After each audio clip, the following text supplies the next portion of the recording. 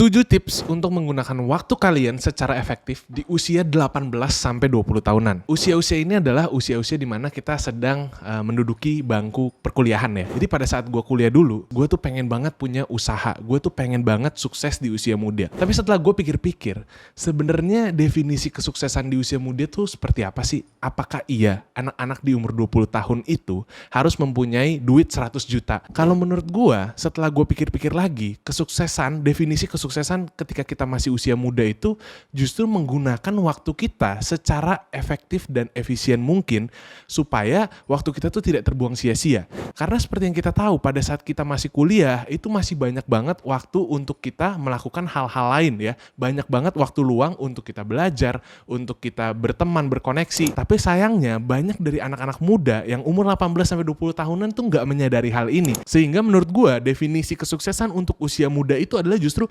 menggunakan waktu secara efektif, bukan berapa banyak uang yang dia punya atau berapa besar bisnis yang dia punya. So, gue akan membahas 7 tips gimana caranya kalian bisa memaksimalkan waktu kalian sebagai anak muda umur 18-20 tahun supaya kalian bisa sukses di usia kalian. Yang pertama, yaitu adalah belajar bukan sekedar menghafal. Jadi, salah satu time wasting yang menurut gue terbesar adalah ketika kita belajar, ya misalkan kita lagi kuliah nih, terus ada ujian pekan depan gitu ya.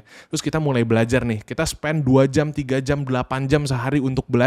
Tapi kita nggak benar-benar belajar. Kita cuman menghafal aja. Kesalahannya apa? Kita sekedar menghafal aja ketika udah ganti semester. Kita tuh udah lupa dengan pelajaran yang kita hafal. Kita tuh udah lupa dengan apa yang kita pelajari dari semester lalu. Tapi ketika kita mengerti, ketika kita benar-benar belajar, kita benar-benar berusaha untuk mengerti, kita akan terus mengingat sampai 5 tahun, 10 tahun ke depan pembelajaran tersebut. Walaupun mungkin kita nggak akan benar-benar ingat, oh teorinya 1 + 1 sama dengan 2 gitu. Tapi kita tahu kenapa 1 + 1 sama dengan 2. Sehingga waktu yang kalian pakai buat belajar tersebut itu akhirnya bener-bener ngefek ke kehidupan kalian di jangka panjang.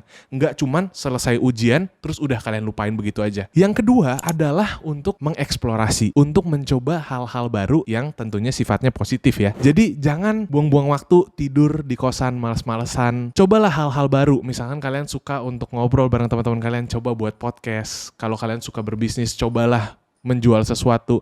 Walaupun gue tahu, balik lagi tadi, kesuksesan itu definisinya menurut gue di usia muda itu bukan berapa banyak uang atau berapa besar bisnis ya. Tapi kalian cobalah melakukan hal-hal yang memang kalian sukai, memang kalian minati. Kayak gue juga banyak mencoba membuat bisnis, membuat konten. Walaupun pada akhirnya semuanya gak ada yang menghasilkan, semuanya gagal gitu. Tapi setidaknya gue mencoba hal-hal baru di luar zona nyaman gue.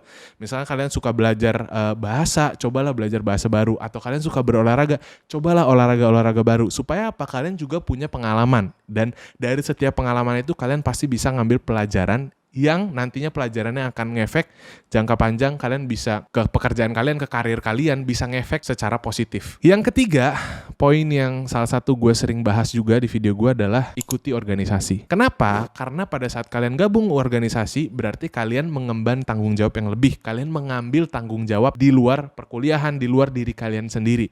Sehingga mau tidak mau di organisasi itu kalian akan dipaksa untuk berkembang. Kenapa? Karena kalian punya tanggung jawab, tidak hanya ke diri sendiri doang. Kalau misalnya kalian kuliah nih, terus nggak belajar, ya udah merah, habis itu kalian ngulang mata kuliahnya. Yang tanggung jawab siapa? Cuman kalian sendiri aja. Tapi kalau misalkan kalian di organisasi, kalian mempunyai suatu job desk, lalu tidak kalian kerjakan job desk tersebut, yang akan menanggung akibat dari tindakan kalian itu satu organisasinya. Acaranya bisa kacau.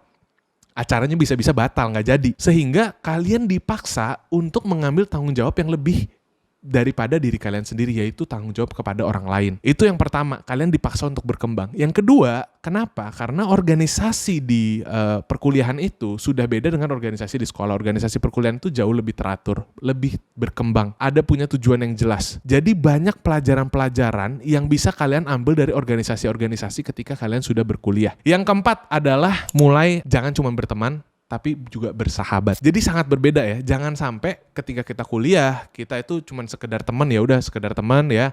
Cuman pulang nongkrong bentar terus ya udah selesai gitu. Pertemanan itu nggak ada meaningnya gitu ya. Sehingga pada saat kalian udah selesai kuliah, kalian udah nggak berteman lagi. Jadi kalian udah nggak catch up lagi, kalian udah nggak ketemu lagi, kalian udah nggak berkoneksi lagi dengan mereka. Sehingga pertemanan kalian yang kalian spend waktu kalian, ya kan nongkrong, ya kan kalian berteman, berkoneksi, kalian makan bareng atau ngobrolin sesuatu bareng, itu kan membutuhkan waktu dan tenaga ya. Waktu dan tenaga ini jangan sampai disia-siakan. Kalian harus menganggap ini sebagai investasi juga ke depannya supaya kalian tuh punya koneksi-koneksi. Jadi kalau misalnya kalian mau berbisnis atau ada peluang bisnis kerjasama, kalian tuh punya koneksi-koneksinya.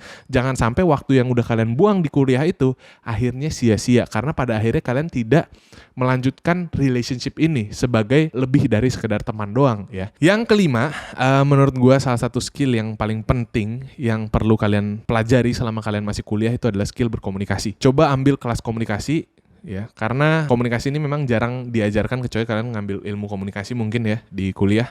Tapi kalau misalnya kalian kuliah di jurusan-jurusan lain, mungkin akan sangat sedikit yang mengajarkan ilmu komunikasi. Yang menurut gua ilmu komunikasi ini sangat penting untuk jurusan apapun. Kalian mau jadi dokter, mau jadi pengacara, mau jadi apapun jurusan kalian, ilmu untuk berkomunikasi, untuk menyampaikan ide atau gagasan, untuk menyampaikan sesuatu itu sangatlah penting ya. Sehingga menurut gua umur 18 sampai 20 tahun itu adalah saat yang paling tepat untuk belajar berkomunikasi. Ya, jadi ambil kelas komunikasi atau kalian bisa ikut webinar, seminar atau kalian bisa juga nonton dari YouTube, sekedar nonton video-video dari YouTube. Ya itu udah banyak banget yang gratis. Yang keenam itu adalah kalau ada kesempatannya kalian coba untuk magang ya. Karena magang ini juga sangat penting.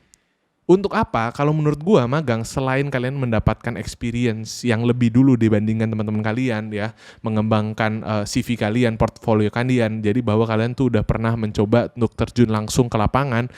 Yang paling penting dari magang menurut gue juga adalah kalian tuh bener-bener cocok gak sih untuk kerja di industri tersebut. Karena banyak banget teman-teman gue itu juga mengambil jurusan itu karena background keluarga, paksaan orang tua, atau peer pressure, atau hanya sekedar karena dia pikir ini adalah suatu jurusan yang memang banyak diminati orang-orang gitu loh. Misalkan contoh ya, manajemen, bisnis gitu ya kan, karena banyak orang yang ngambil, ya udahlah karena dia nggak tahu mau jurusan apa ya udah masuk aja ke situ. Dan pada akhirnya selesai kuliah, ilmu yang dia dapatkan di situ akhirnya tidak digunakan. Akhirnya kerjanya juga nggak sama-sama banget dengan jurusan yang dia ambil ya.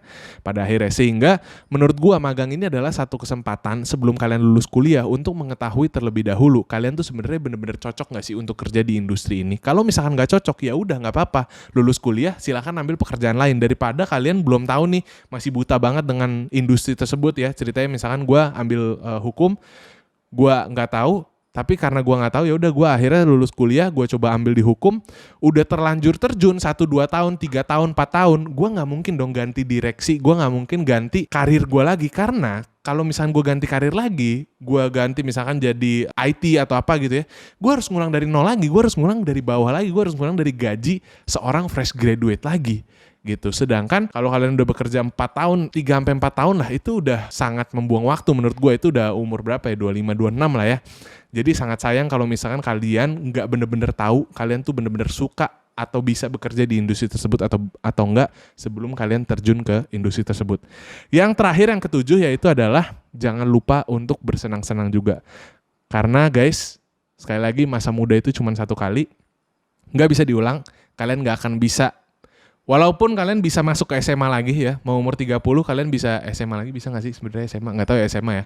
Tapi kalian bisa kuliah lagi sih bisa. Kalau udah umur 30 mau kuliah S1 lagi bisa aja sebenarnya. Tapi kalian tidak akan pernah bisa merasakan rasanya masa muda seperti selayaknya orang umur 18 sampai 20 tahunan itu di kuliahan gitu. Jadi kalian bisa tetap masuk kuliah, tapi kalian nggak akan bisa merasakan apa yang dirasakan oleh anak-anak umur 18 sampai 20 tahunan gitu.